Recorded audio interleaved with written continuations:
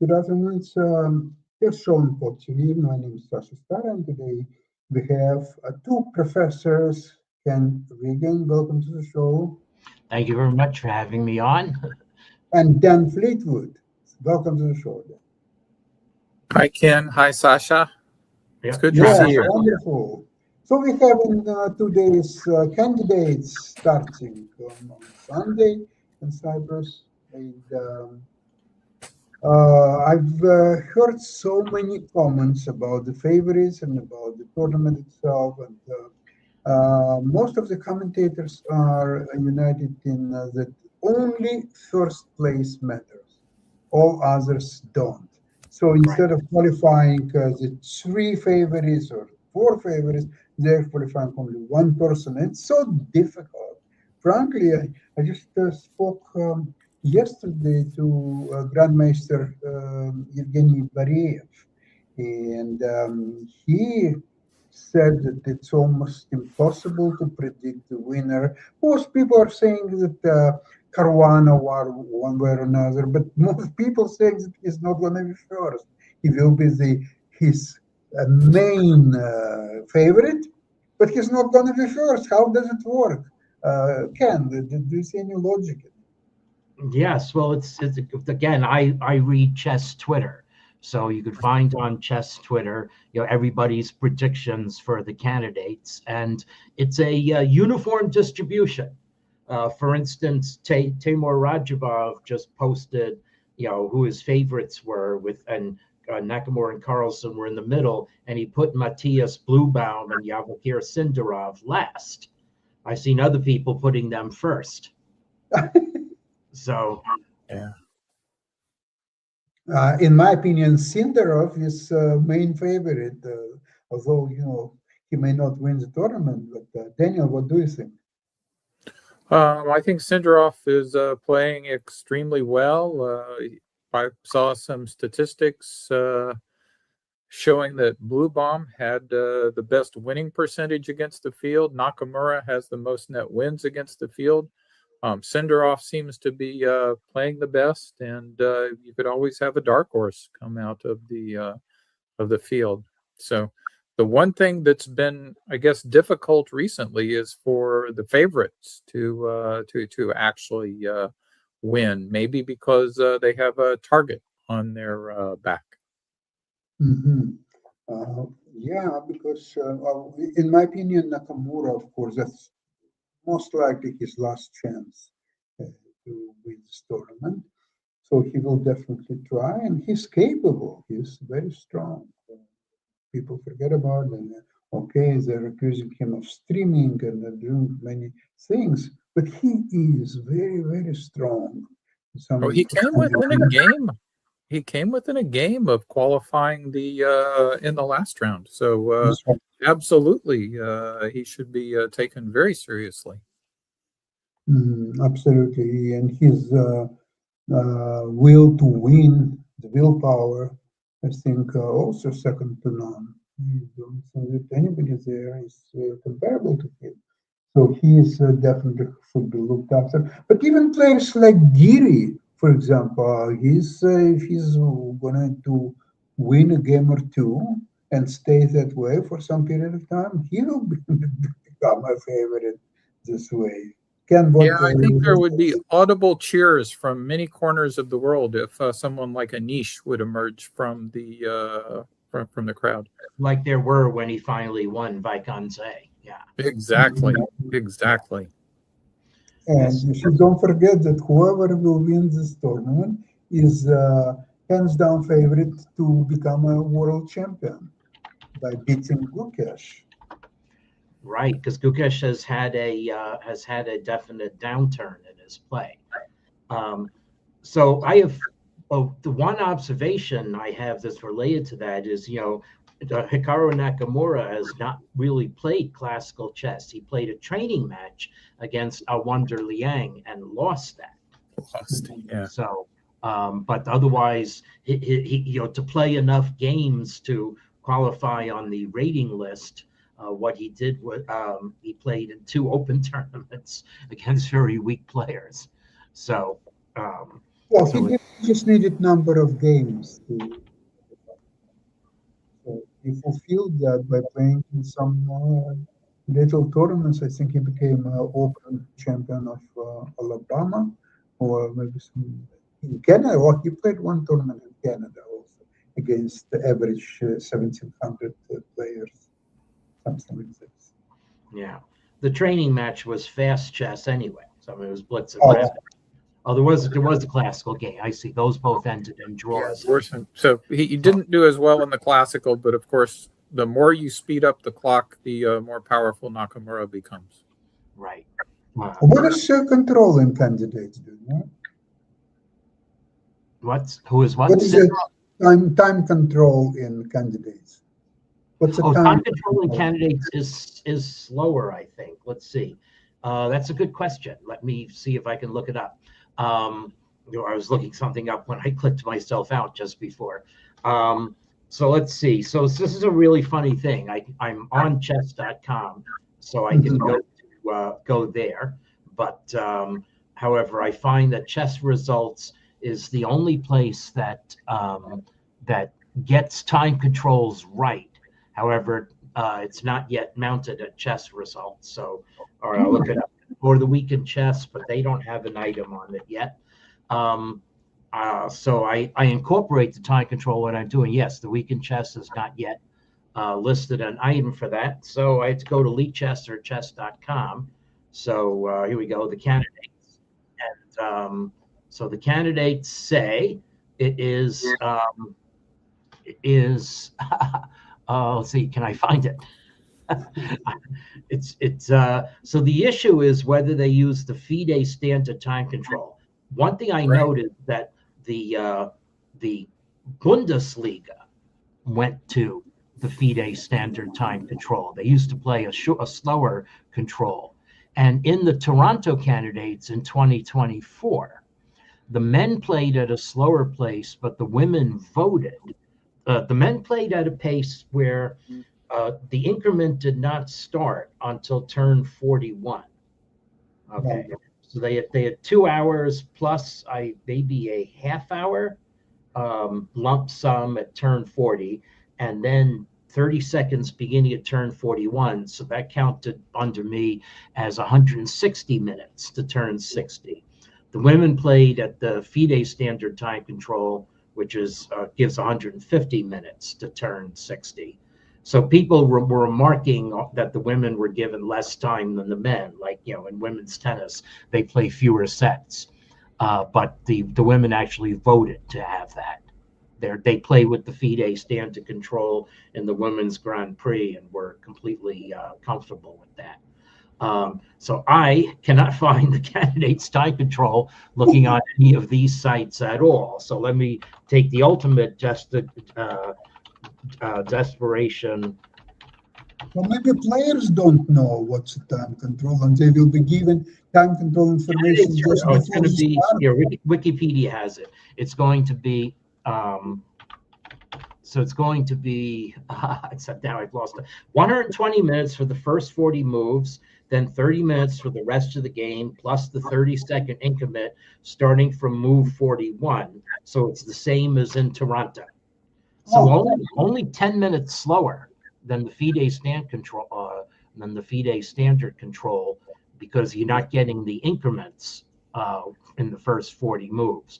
So we will have real time pressure. Now that's the men's. It seems not to distinguish for the women.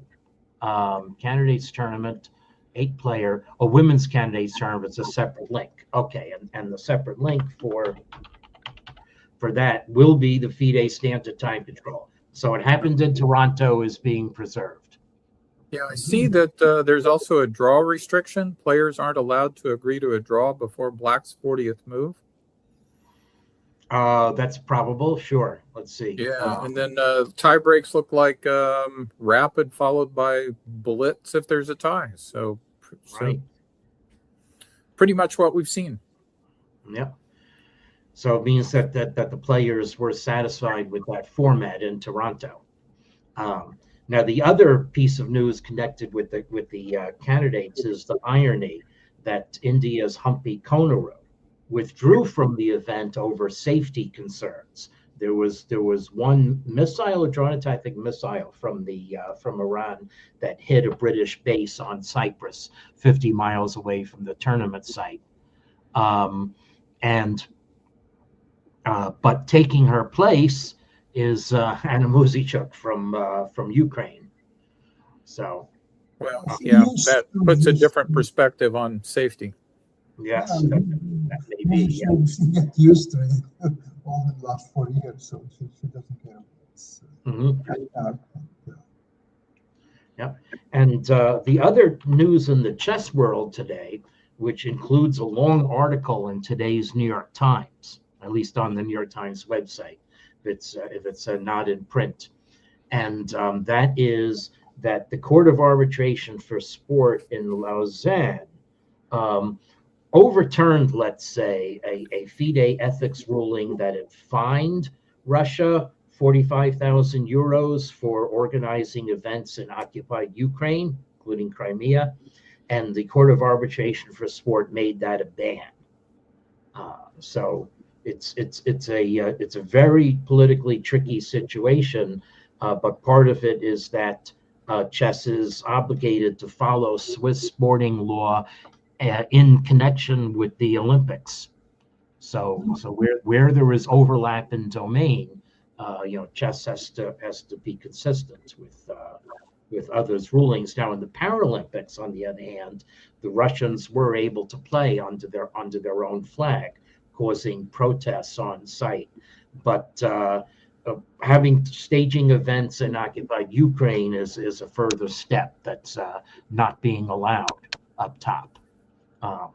So there's a very long, well-explained article on that on the New York Times website. Written by Jason Whitehead. We'll try to find it. Mm-hmm.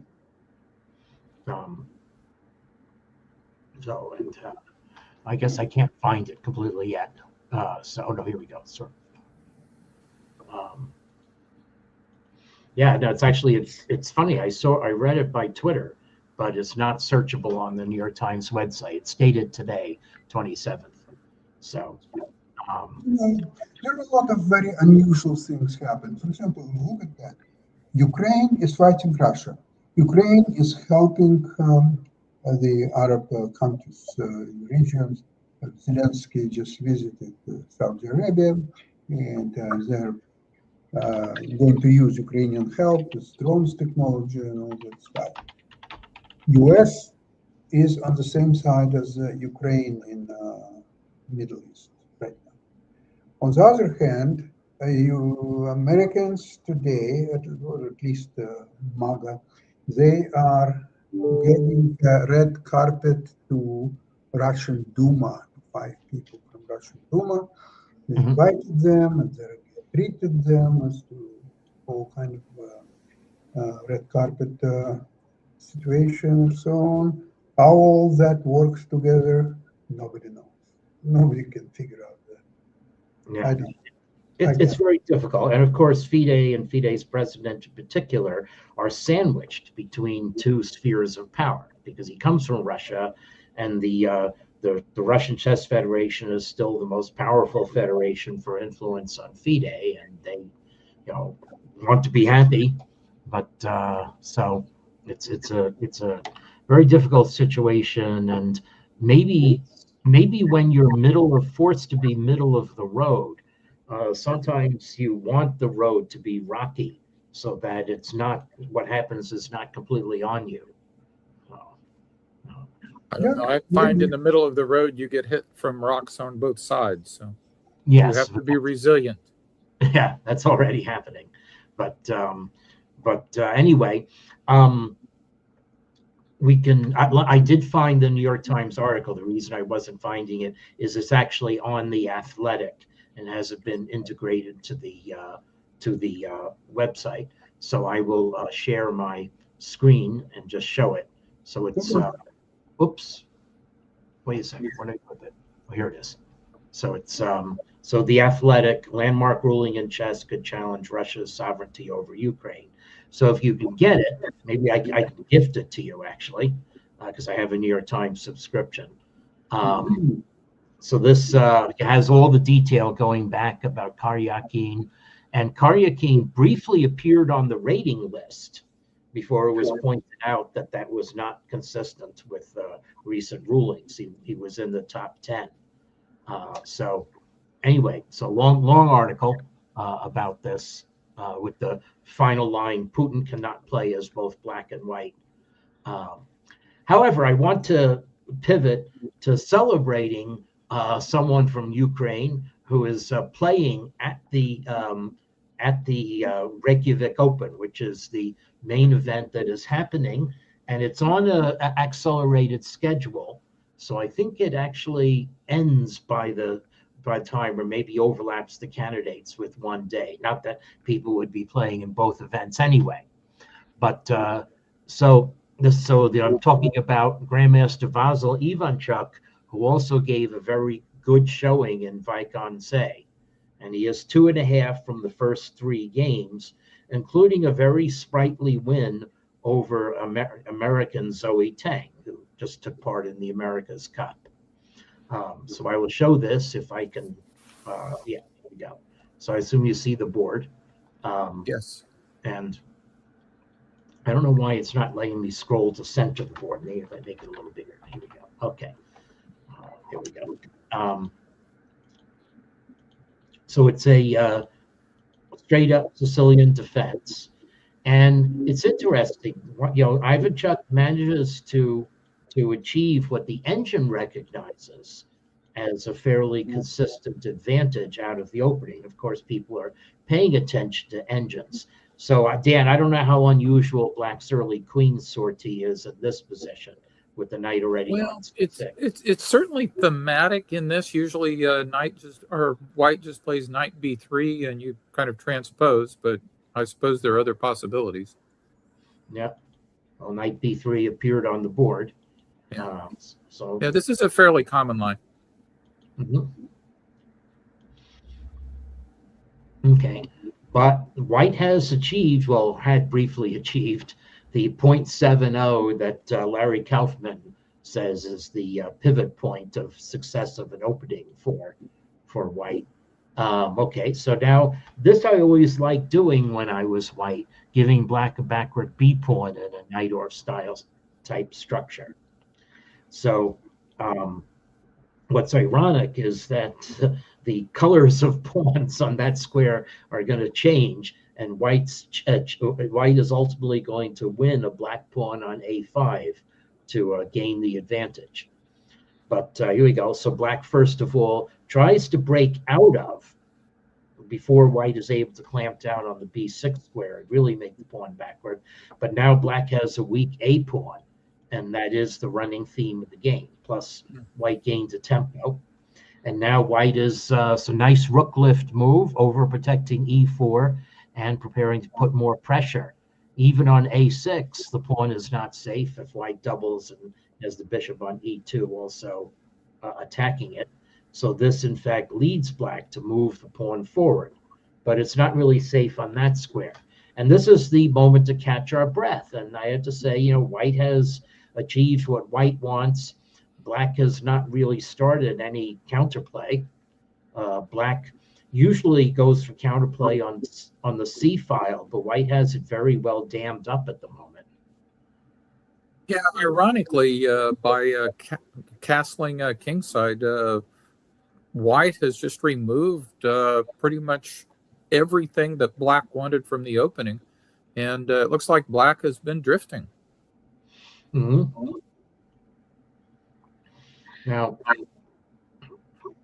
so one thing is, is in these positions, often white, if white is playing on the king side, white will go for f4 and e5 or f5 or g4, g5.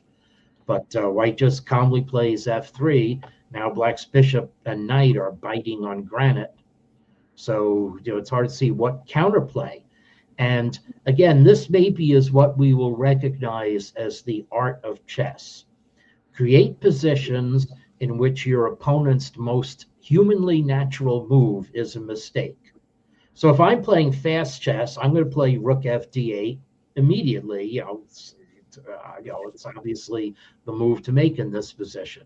The computer says black should cut bait by sacking a pawn and hoping that open lines and a little bit of airiness of the G1, A7 diagonal will give compensation. So the computer wants to reach a position like this where black's pawn will probably fall.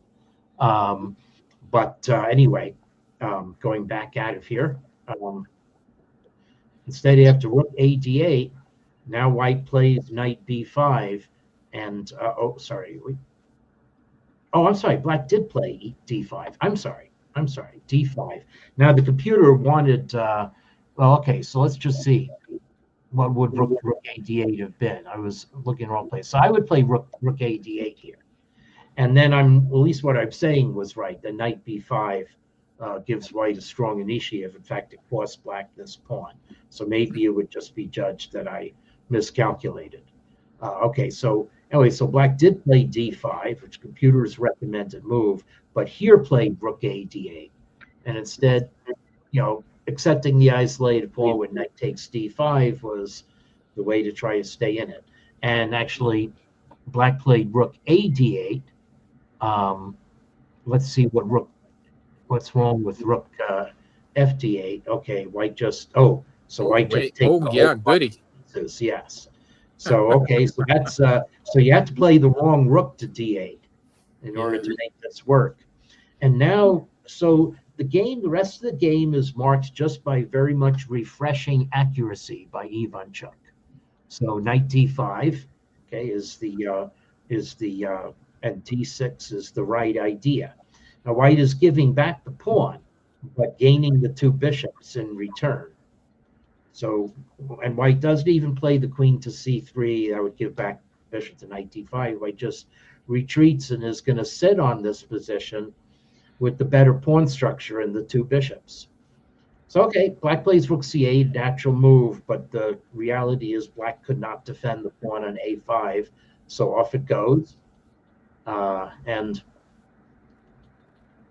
So white could play bishop f2 here, and that's also a perfectly good move, but it's time for white to get the pawns up, and white still has control over the dark squares with this. Black's bishop on b7 still is biting on granite, does not have anything active to do, and playing on c6 is unfortunately a very sorry result, because white simply has nothing to fear from pins on the c file. So let's see, does this lose something right away? No, white just ignores it with b4. Yeah. So black doubled on the d file, but now here we come. b5 is coming with tempo against the poor bishop. So black tries a counterattack. Now Ivanchuk has a lot of time, and he just calculates that he does not have to get excited about this incursion. He has to retreat his bishop. Black plays queen c7, hoping to get some influence over where pieces are going. But white just comes forward with the pawns. So black makes Luft. Now white's going to play c6 next. So black tries an incursion, and here comes the nicest part of how white calculated what's going to happen here.